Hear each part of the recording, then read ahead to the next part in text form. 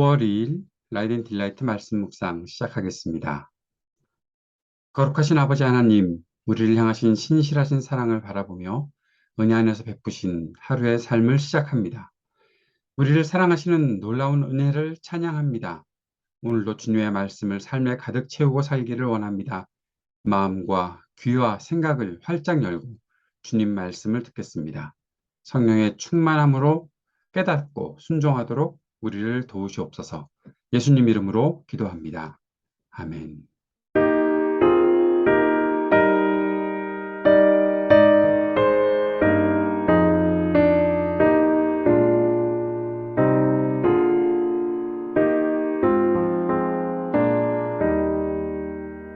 겸손히 주를 섬길 때 괴로운 일이 많으나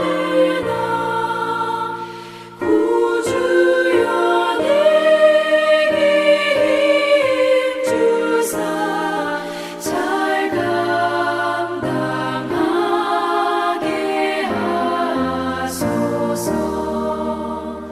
인자한 말을 가지고 사람을 감화시키며 갈 길을 잃은 무리를 잘 인도하게 하소서.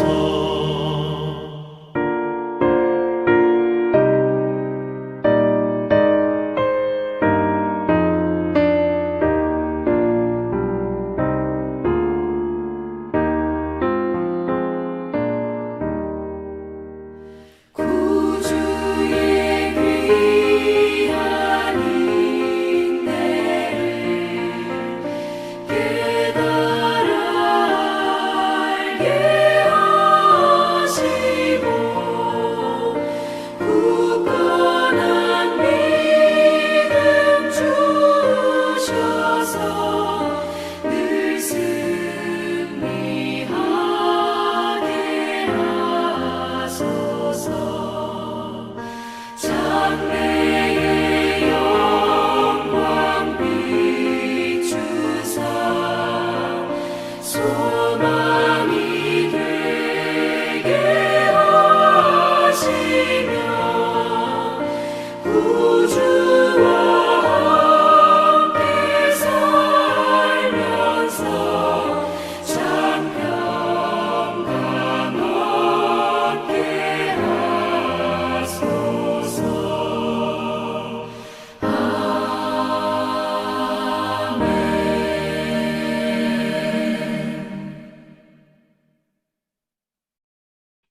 다니엘서 12장 1절에서 4절까지의 말씀입니다.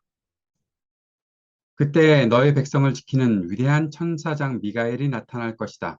그리고 나라가 생긴 뒤로 그때까지 없던 어려운 때가 올 것이다. 그러나 그때 그 책에 기록된 너의 백성은 모두 피하게 될 것이다. 그리고 땅속 티끌 가운데서 잠자는 사람 가운데서도 많은 사람이 깨어날 것이다. 그들 가운데서 어떤 사람은 영원한 생명을 얻을 것이며 또 어떤 사람은 수치와 함께 영원히 모욕을 받을 것이다. 지혜 있는 사람은 하늘의 밝은 빛처럼 빛날 것이요 많은 사람을 옳은 길로 인도한 사람은 별처럼 영원히 빛날 것이다. 그러나 너 다니엘아, 너는 마지막 때까지 이 말씀을 은밀히 간직하고 이 책을 봉하여 두어라. 많은 사람이 이러한 지식을 얻으려고 왔다 갔다 할 것이다. 아멘.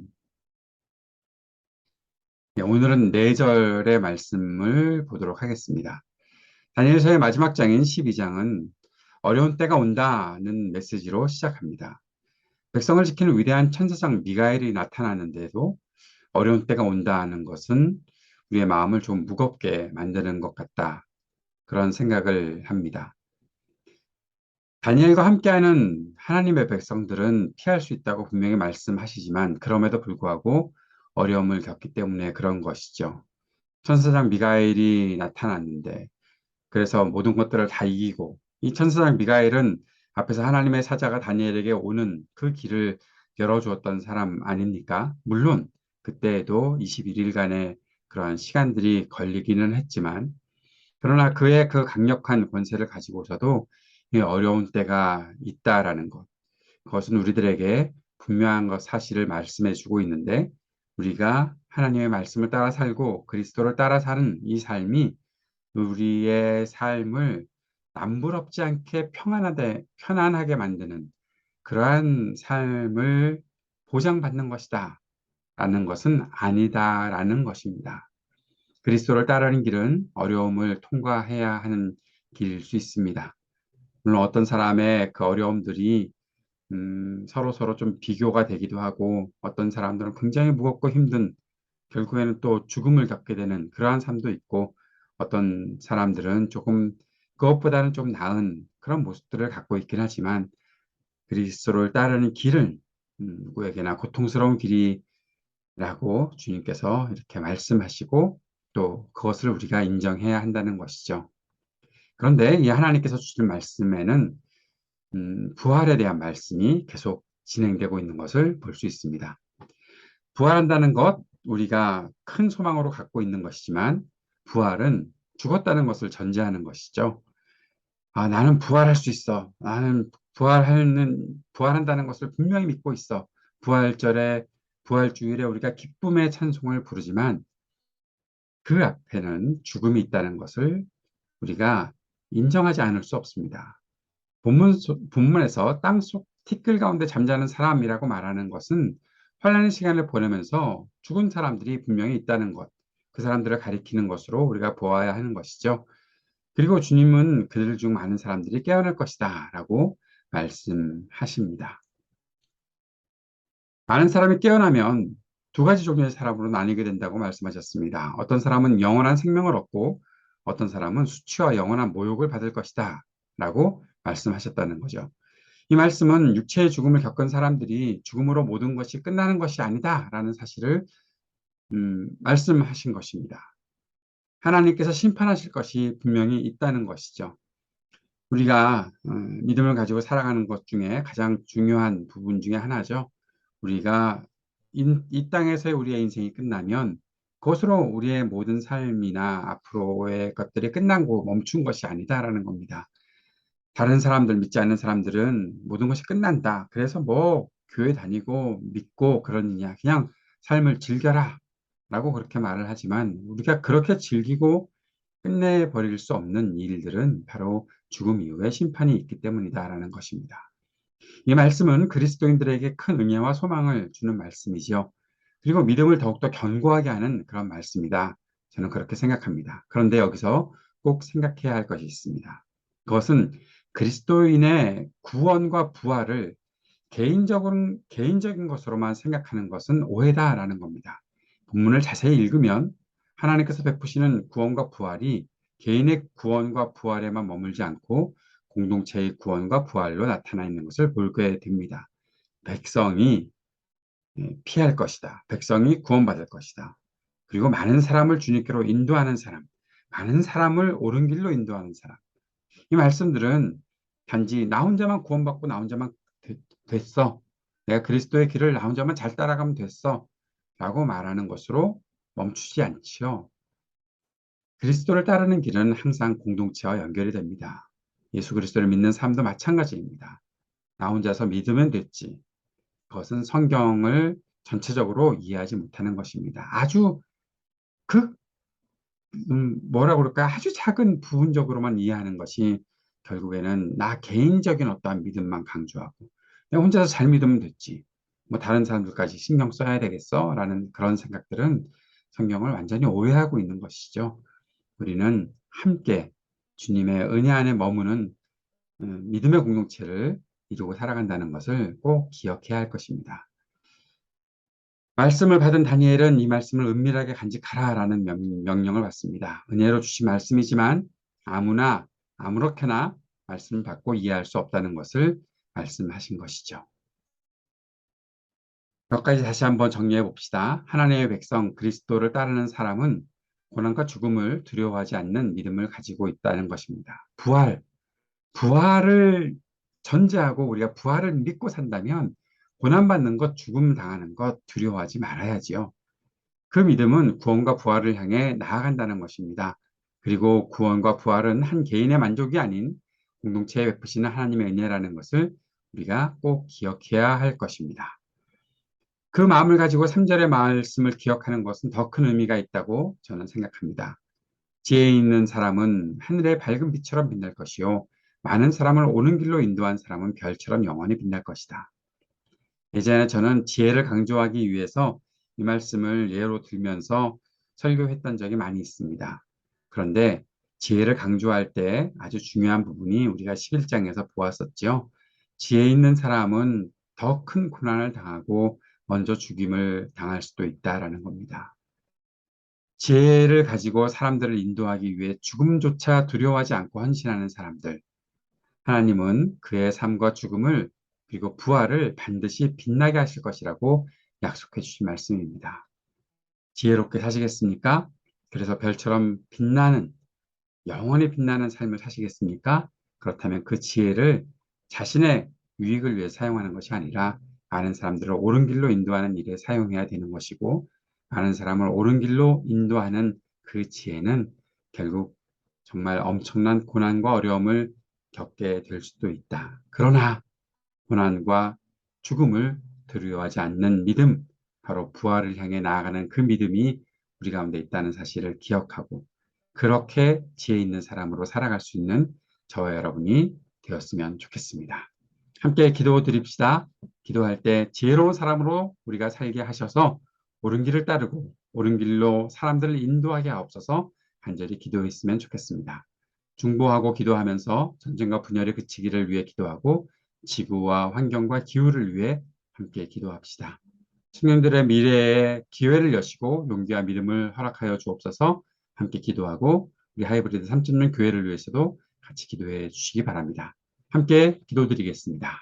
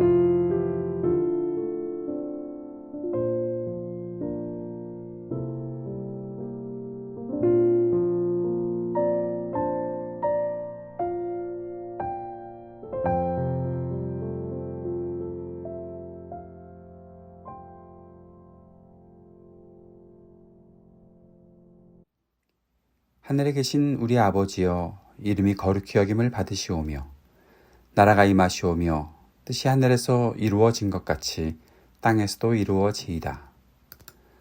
오늘 우리에게 일용할 양식을 주시옵고 우리가 우리에게 죄 지은 자를 사하여 준 것 같이 우리의 죄를 사하여 주시옵고 우리를 시험에 들게 하지 마시옵고 다만 악에서 구하시옵소서. 나라와 권세와 영광이 아버지께 영원히 있사옵나이다. 아멘.